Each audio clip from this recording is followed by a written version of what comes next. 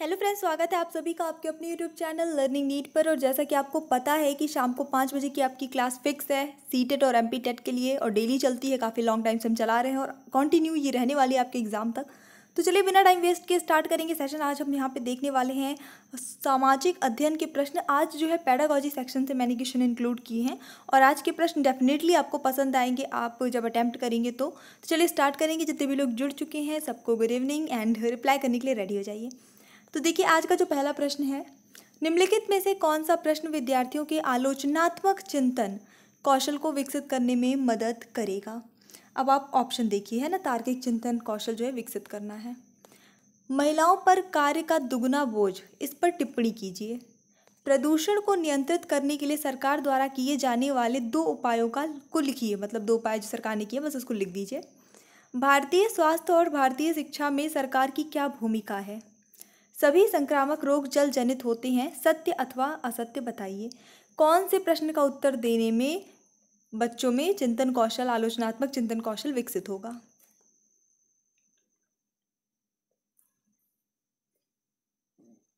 चलिए देख लेते हैं। यहाँ पे जो सही उत्तर होगा वो हो जाता है आपका ऑप्शन नंबर ए, महिलाओं पर कार्य का दुगना बोझ। क्योंकि एक ऐसा टॉपिक है ये जिसको समझते सब हैं, समझा पाना बहुत मुश्किल होता है, या समझ पाना भी थोड़ा सा एनालाइज कर पाना जो है एक बहुत, क्योंकि बहुत ज़्यादा इसमें डिफरेंसेस आते हैं, हर किसी के अपने विचार होते हैं और इसको एज इट इज़ पूरा 100% कोई भी नहीं एनालाइज कर पाता है। ठीक है, तो इस वजह से ये वाला जो है वो ज़रूर से कोई भी ऐसा विषय है ना जो चिंतन करने की में क्या हो कि हमें हर तरह से उन, जैसे महिलाओं के बारे में सोच रहे हैं तो उनके बारे में उनके रूप में सोचकर भी देखना पड़े हर चीज़ का, यानी कि हर तर्क को, हर फैक्ट को, हर चीज़ को ध्यान में रख के सोचना पड़े, तब जब टिप्पणी करेंगे तो ऐसा क्वेश्चन जो है उनको आलोचनात्मक चिंतन कौशल विकसित करने में मदद करेगा, है ना, निष्पक्ष होकर। अन्वेषण के दौरान छात्र कार्य करता है किसके अनुसार। पूर्ण स्वतंत्र होकर, शिक्षक के निर्देशानुसार, प्राचार्य के निर्देशानुसार या अभिभावकों के निर्देशानुसार। अन्वेषण यानी खोज। तो सही उत्तर क्या होगा यहाँ पे टी, शिक्षक के निर्देशानुसार कार्य करता है, यानी कि शिक्षक जो है वो उसे निर्देश देता है और गाइड करता है, लेकिन काम बच्चे खुद ही करते हैं, स्वतंत्र होकर ही करते हैं, लेकिन निर्देश उसमें टीचर के इंक्लूड होते हैं। इस चीज़ को ध्यान रखिएगा। तो अगर आपने ए वाला चुना है तो वो इसलिए रॉन्ग है क्योंकि बच्चा, जब कोई छात्र काम कर रहा है, अन्वेषण कर रहा है, वो टीचर की निगरानी में, ऑब्जर्वेशन में ही करता है या फिर टीचर की गाइडेंस के अकॉर्डिंग ही करता है। ठीक है, अब कुछ चीज़ों की उसमें उनको छूट होती है और कुछ चीज़ों की नहीं भी होती है। तो चलिए देखेंगे नेक्स्ट। निम्नलिखित में से क्या सत्य है। ये एक एक्स्ट्रा प्रश्न आ गया, ये पेडागॉजी से नहीं है। भारत पर अधिकार करने के क्रम में 1857 ईस्वी से पहले अंग्रेज इसे एक राज्य मानते थे। भारत पर अपने अधिकार को अंग्रेजों ने यहाँ के लोगों की भलाई के नाम पर सही ठहराया। 1857 ईस्वी के बाद भी वे भारत को एक राज्य ही मानते रहे क्योंकि इससे उन्हें फ़ायदा था। 1857 ईस्वी के बाद उन्होंने देसी राज्यों के महत्व को पहचाना। अब आपको सत्य वाले कथन कौन कौन से हैं यही बताना है। इसमें फटाफट से ऑप्शंस देख लीजिए, कोड दिए हैं पे। जो करेक्ट आंसर होगा वो क्या हो जाता है, तो देखिए ऑप्शन नंबर 2 जो है वो गलत है यहाँ पे, बाकी सारे कथन सही है। तो 1, 3, 4 जिसमें है वही आपका सही आंसर होगा। ऑप्शन नंबर ए यहाँ पे सही हो जाता है। अगला प्रश्न देख लेंगे। 19वीं शताब्दी के दौरान सामाजिक अध्ययन शिक्षण में क्या एक समस्या नहीं थी। तो देखिए 19वीं शताब्दी की बात हो रही है, उस टाइम पे जो समस्या नहीं थी आपको वो बताना है।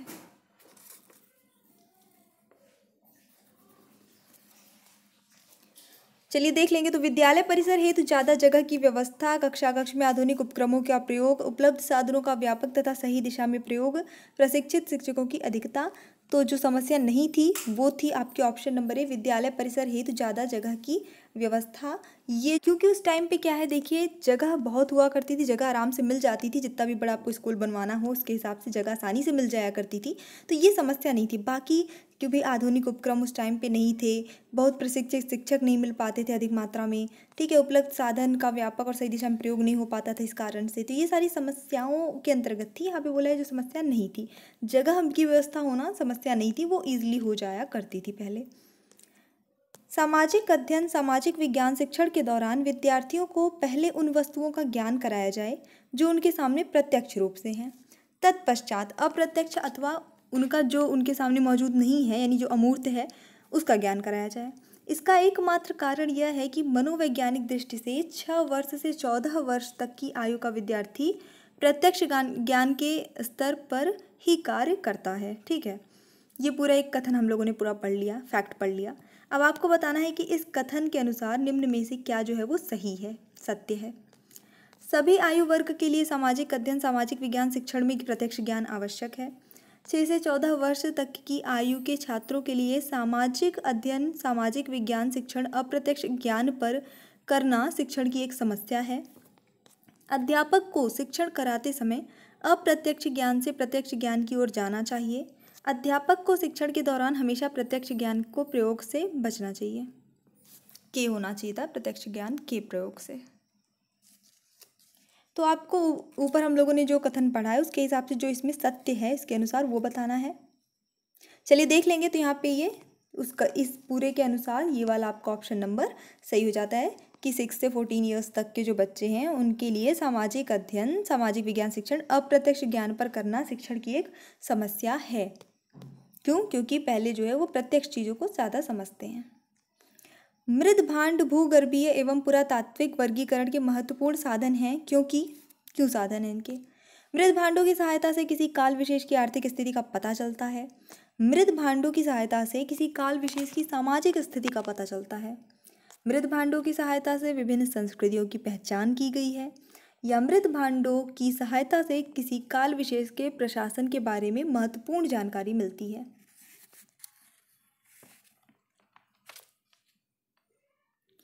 तो देखिए, मृद भांड की बात हो रही है।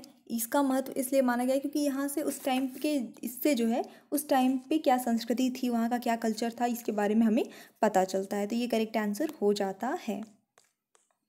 कानून के सामने सब व्यक्ति बराबर हैं। आज के प्रश्न थोड़े लेंदी हैं, ध्यान से पढ़िए। इस कथन से आप क्या समझते हैं? आपके विचार से यह लोकतंत्र में महत्वपूर्ण क्यों है? सामाजिक जीवन एवं राजनीतिक जीवन नामक एनसीईआरटी की नागरिक शास्त्र की 7वीं कक्षा की पुस्तक के एक अध्याय को पढ़ाने के बाद शिक्षक ने ये क्वेश्चन किया है बच्चों से। तो ये इस प्रश्न को पूछने का निम्नलिखित में से कौन सा एक उद्देश्य नहीं हो सकता?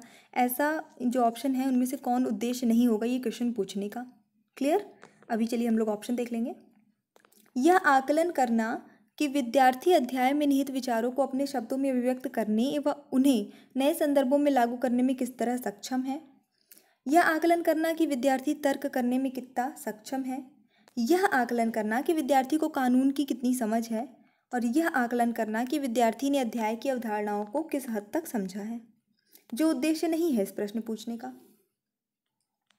तो बिल्कुल 7वीं कक्षा की बात है तो हम ये आकलन नहीं करते हैं कि विद्यार्थी को कानून की कितनी समझ है, हम उस तर्क चिंतन कितना है ये समझते हैं, चैप्टर को उसने कितना अच्छे से समझा है, वो कितना अपने शब्दों में उसे बता सकता है, ये सारी चीज़ों का आकलन करना हमारा उद्देश्य होता है। अगला प्रश्न देखेंगे।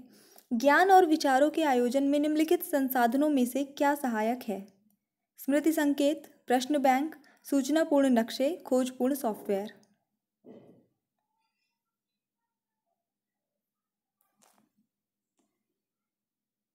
तो चलिए देख लेंगे इस प्रश्न के लिए। सीधे सीधे आपका सूचनापूर्ण नक्शे जो है वो इसका सही आंसर हो जाता है।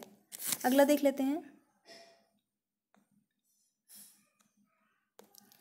बच्चों के लिए सामाजिकरण की सबसे पहली संस्था निम्नलिखित में से कौन सी है? परिवार और शिक्षक, शिक्षक और सहपाठी, मतलब परिवार और मित्र, शिक्षक सहपाठी, मित्र सहपाठी।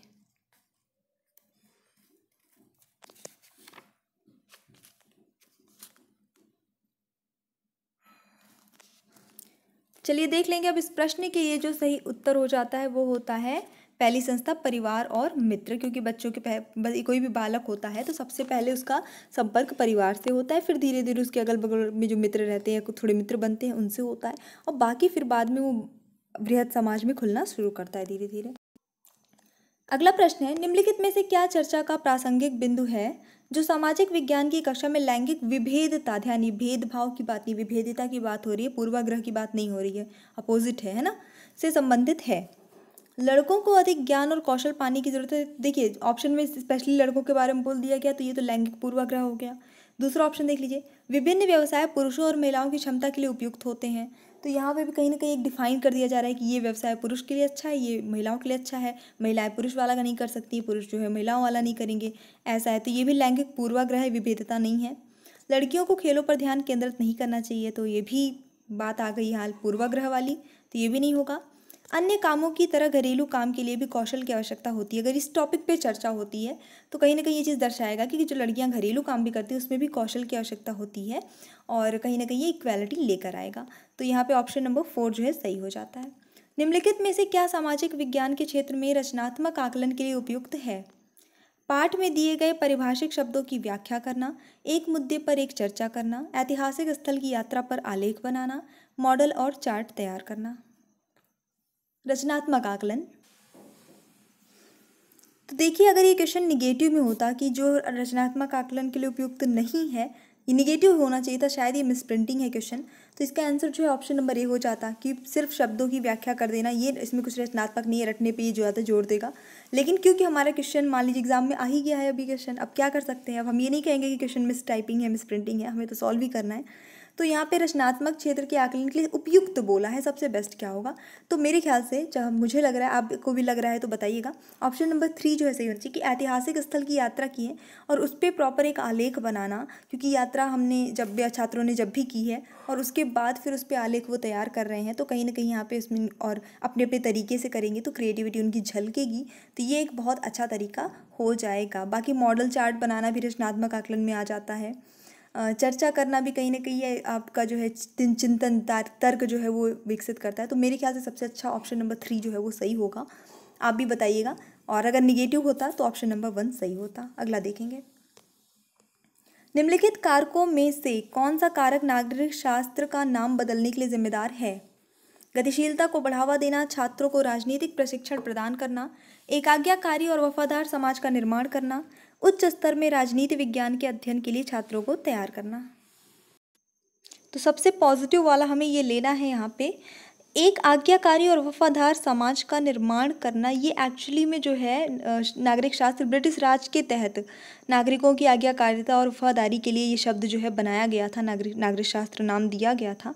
ये एक बड़ा रीज़न है। और एनसीएफ 2005 सामाजिक और राजनीतिक जीवन के लिए नागरिक शास्त्र, इसने एक पारिभाषिक परिवर्तन का सुझाव दिया है। ठीक है, और अगर बात करते हैं राजनीति विज्ञान की गतिशीलता को बढ़ावा देना इसका मेन उद्देश्य हो जाता है। तो उद्देश्य की बात करें तो गतिशीलता को बढ़ावा देना ये इसका एक मेन रीज़न या कारक के माना जा सकता है, जिसके कारण से, क्योंकि ये जी है ब्रिटिश के ज़माने की बात हो जाती है। अभी भी ये चीज़ है, नागरिक शास्त्र नाम से ही लगता है कि ऐसा हम सिटीजन्स हैं वगैरह वगैरह, लेकिन जो एनसीएफ 2005 मानता है वो मानता है कि गतिशीलता को बढ़ावा देने के लिए जो है ये इसका नाम जो है इसमें परिवर्तन कुछ ऐसा होना चाहिए। ठीक है, सामाजिक और राजनीतिक जीवन के लिए नागरिक शास्त्र, ऐसा उसने माना है एक परिभाषिक शब्द के रूप में। तो ऑप्शन नंबर ए यहाँ पे सही हो जाता है। सामाजिक विज्ञान की पुस्तकों में चित्रों का उपयोग करने के पीछे क्या उद्देश्य है? अपरिचित स्थिति की कल्पना करना, पाठ्य पुस्तक का आकर्षक बनाना, सीखने को मज़ेदार बनाना या पाठ को आसान बनाना।